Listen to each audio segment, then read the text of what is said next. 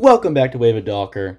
Got a new series for you today. We're doing First Watch Friday, where I go through the films that I've watched in the last week, starting from the Friday before this, all the way up to the Thursday before this. So today is Friday, December 6th. So we're going from films from Friday, November 29th to Thursday, December 5th. It makes sense? Yes, it does. Let's go.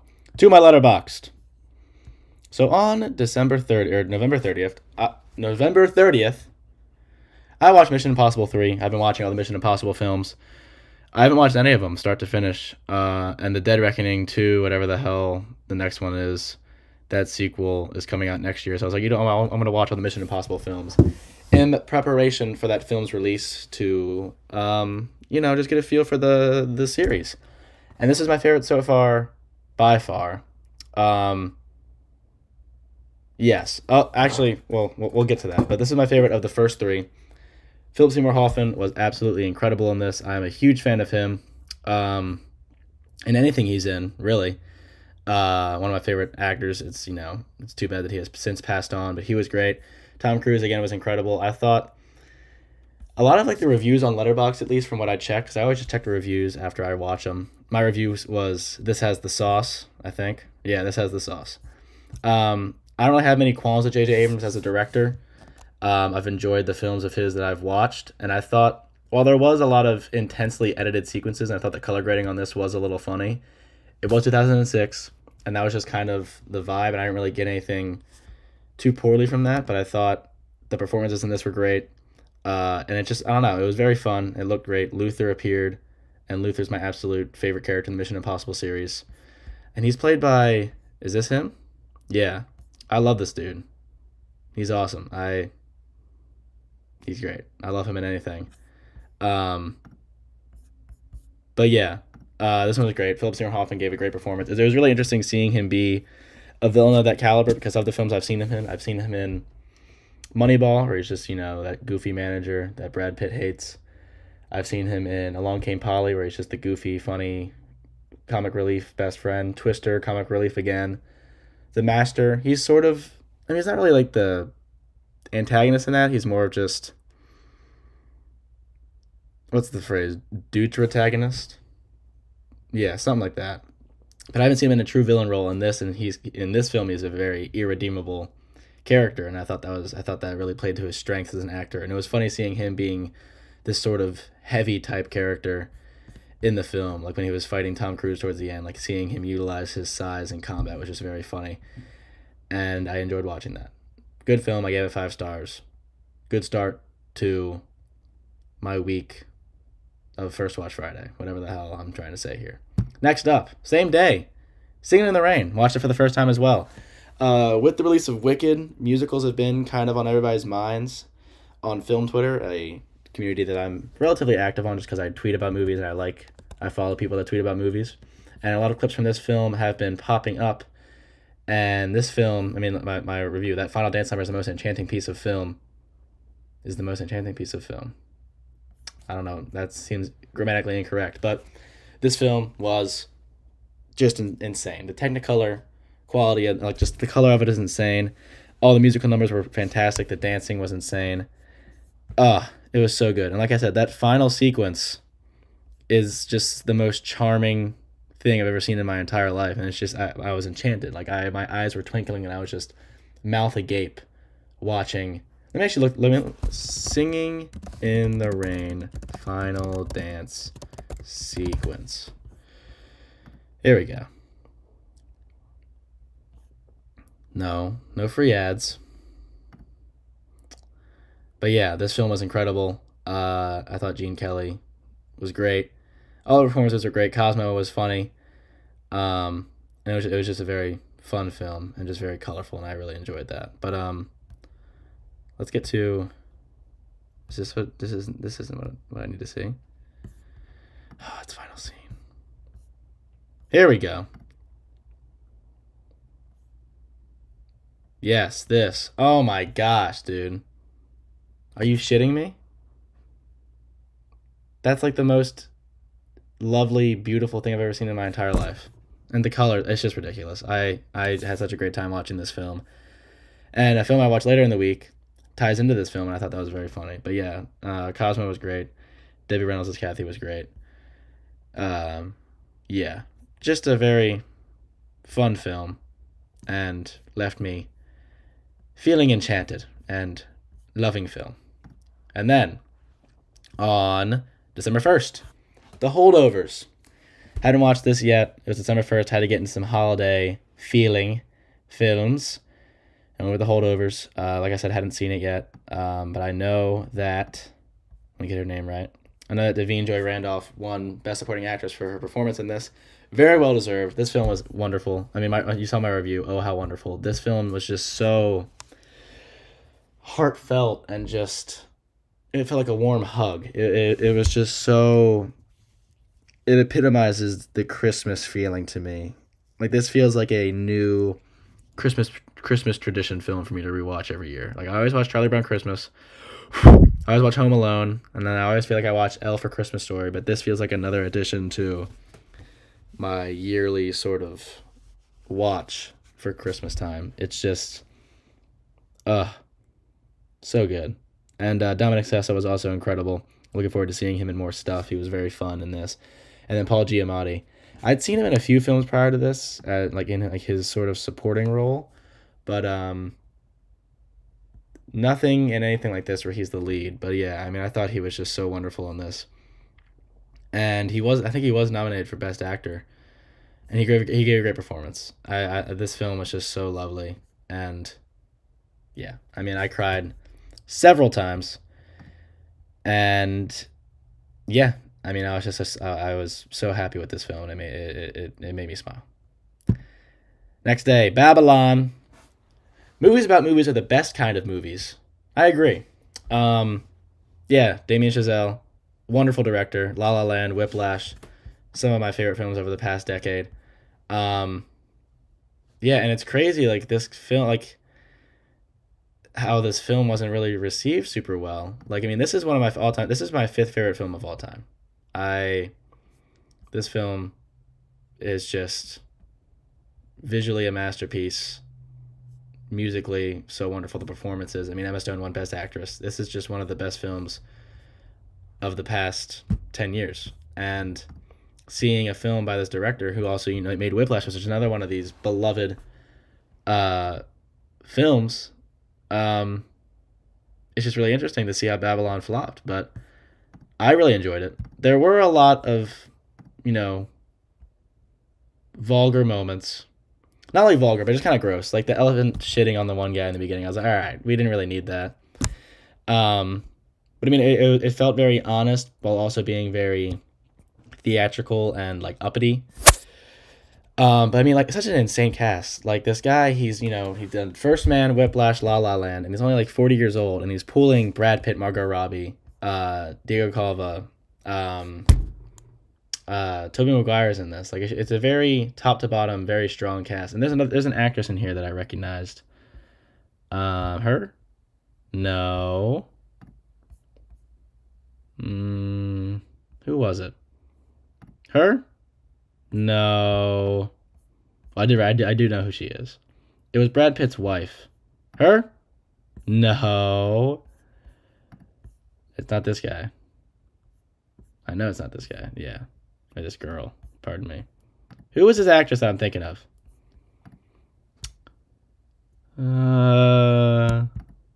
Holy cow. Shoot. Her? Him? No. Oh well. But yeah, just a very stacked cast. The emphasis, like, I like the sort of the three. I followed four characters. I followed Margot Robbie, Diego Calva, Brad Pitt, and then Sidney Palmer, who was played by him. Yeah, and I haven't seen him in anything, and I thought he gave a great performance. I'd like to see him in more stuff. But yeah, like, I like a film that follows, like, this film feels very adjacent to Once Upon a Time in Hollywood. Granted, it is talking about two very distinct and separate parts of Hollywood, and like focusing on different parts of it. Like, Babylon's more focused on the development and the growth of Hollywood in the mid 1920s and the early 1930s and onward. And then Once Upon a Time in Hollywood was following these fictional characters alongside that lady who was killed by the Manson brother, or Charles Manson, whatever. But they feel very hand in hand. Like I felt these, like I said, movies about movies are the best kind of movies. That sentiment goes along with Once Upon a Time in Hollywood. This film was great. It looked great, as most Damien Chazelle films look. And I'm just very surprised that its reception was so poor. But I thought the performances in it were really good. It was really interesting seeing Margot Robbie in a role like this, where she's this very vulgar, and I mean, maybe it's just because like I'm just recency bias after seeing her in Barbie as this very elegant, cutesy kind of role, and then seeing her in this, it was very interesting. But she's such a great actress that I love seeing her in anything. But yeah, this one was just a lot of fun, and like I said, it just looked so fantastic, and that kind of just goes hand in hand with. That's what I associate with Damien Chazelle. Like his visuals are just ridiculous, the colors and everything. But yeah, this film was fun. The next day, Mission Impossible: Ghost Protocol. This is the only Mission Impossible film that I had seen a good portion of prior to watching all of them in order. I saw a good bit of this. I saw most of the Burj Khalifa sequence with my dad a few years ago when he was watching it. And I mean, man, that Burj Khalifa sequence is so good. It was. This film, the scale of it took a big leap, I feel like, from this one. And granted, it was 5 years and a new director. But the scale of this compared to 3 was vast. And I felt that really just upped the ante and upped my enjoyment of this film. Jeremy Renner was great. Simon Pegg in an expanded role was great. Paula Patton was great. She is very pretty. Her character was fun. I liked her dynamic with Lea Seydoux and that whole fight scene where she kicked her off the tower. I thought that was a very fun scene. I just love ensemble movies, and that's essentially what every Mission Impossible movie is, and this one was just a lot of fun. And like I said, the scale of it felt elevated, and I really enjoyed that. But yeah, I mean, this was just a good time, and I don't really much else to say, except I appreciate, and that whole Ethan climbing up the side of the Burj Khalifa was just insane. Like, that's just superhero shit, and Tom Cruise is insane for multiple reasons, but especially for doing all of his stunts and just being a crazy person. But yeah, this one was just a lot of fun, and I really enjoyed it. Next up, A Most Wanted Man, another Philip Seymour Hoffman film. I was just kind of scrolling through stuff to watch, and this popped up, and I was like, wow, that's a really insanely stacked poster. Philip Seymour Hoffman, Willem Dafoe, Robin Wright, Rachel McAdams, all actors that I'm a huge fan of. This film was very slow burn, but I didn't mind it. Like, I thought that lended itself to the genre. Like, it's a drama thriller. Like, it follows, I mean, you can read it. A Chechen Muslim illegally immigrates to Hamburg and becomes a person of interest for a covert government team tracking the movements of potential terrorists. Very slow burn. Robin Wright was great. I love her in anything. The Princess Bride is my favorite movie, or second favorite movie of all time, or like 1B movie of all time. Like I said, great ensemble cast. Philip Seymour Hoffman once again turns in a fantastic performance. Only a few years before he passes, which is very unfortunate. Like, I feel like this is one of his last films, honestly. Like, let's go. Let's go by sort by billing order, or no, sort by.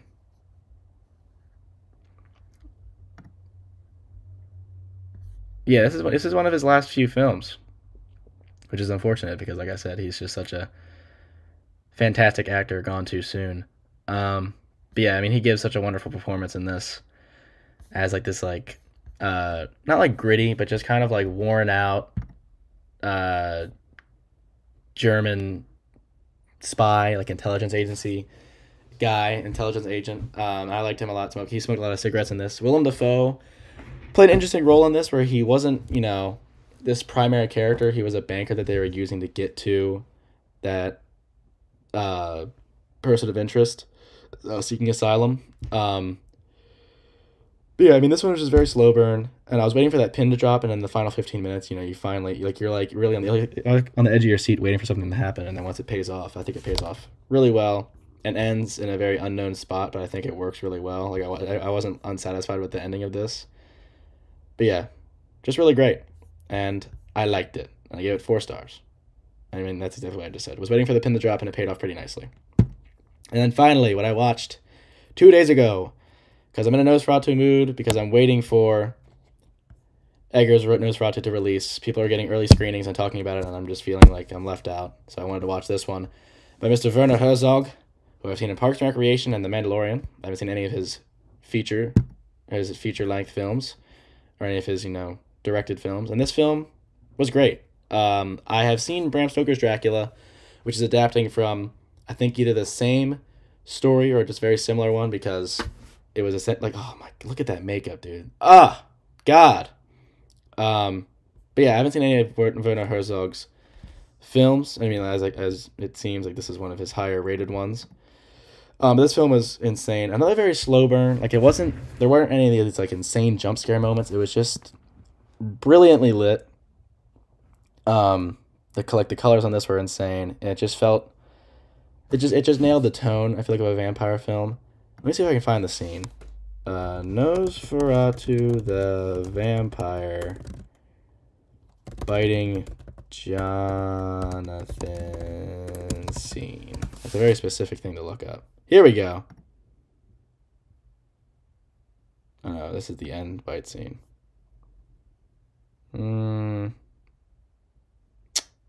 Shit. I need to find this scene because the lighting and the blocking on this is just ridiculous. Nosferatu the vampire clips.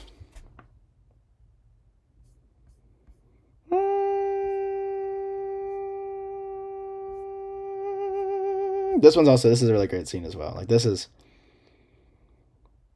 just nails the eeriness of vampires, I think, really well. And I thought that was,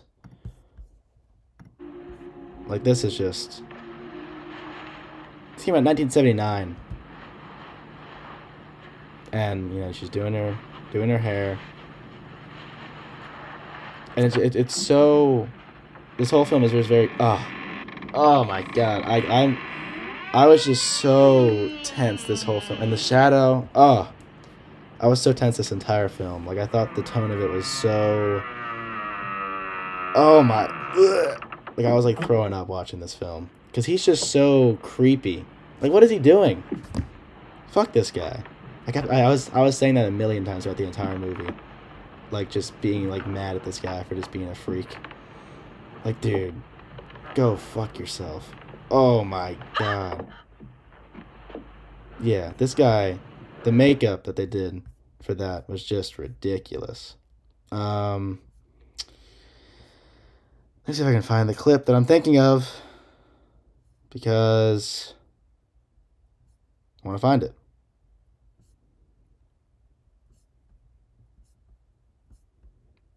I guess I can't find it. Oh, here's the whole movie. So I can find it in here.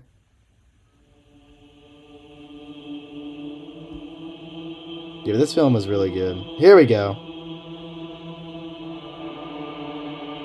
Is this it? Yes. Oh my God. This is the most tense scene I've ever seen in my entire life. And this guy looks like Javier Bardem. Right? I thought so the whole movie. But yeah, this scene, we're going to watch the whole scene in its entirety. Because this scene, it made me want to puke.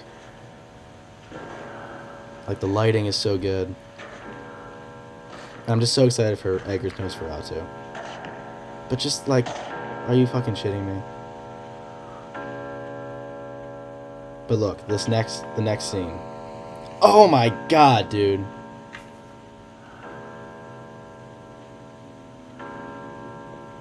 And he's not like this, like, fat, like, he's not like Pattinson. Like, Pattinson's my favorite actor, but in Twilight, all the vampires are like these, like, supernatural, superhuman.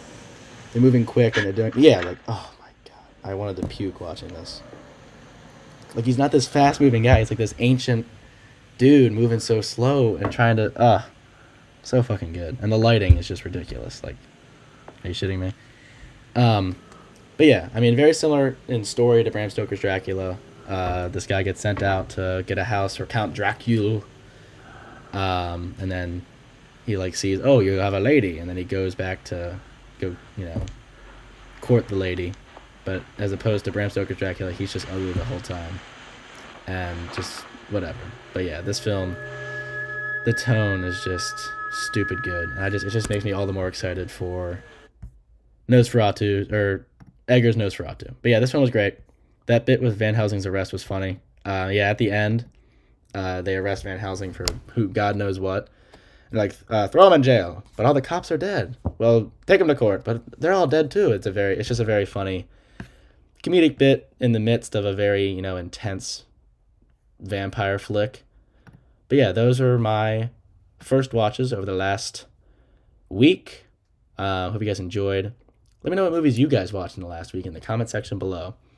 And yeah, that's all I got for you guys. Peace out.